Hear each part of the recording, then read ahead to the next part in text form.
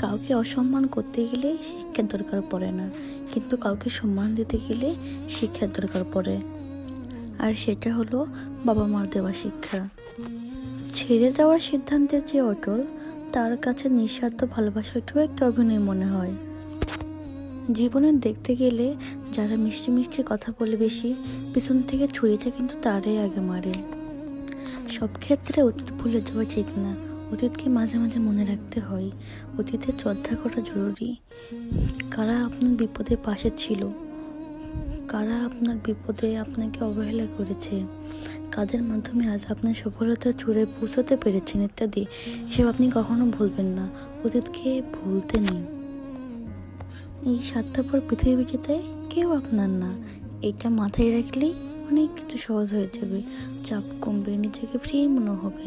যতটুকু পাবেন মনে রাখবেন, পৃথিবীতে এসেছি একা, যেতে হবে একা।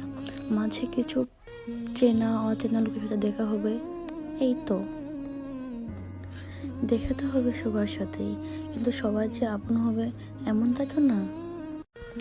পৃথিবীতে স্বার্থের টানে আত্মীয় স্বজন সবাই ছেড়ে গেলেও স্বামী স্ত্রীরা একে অপরকে কম ছেড়ে যায়।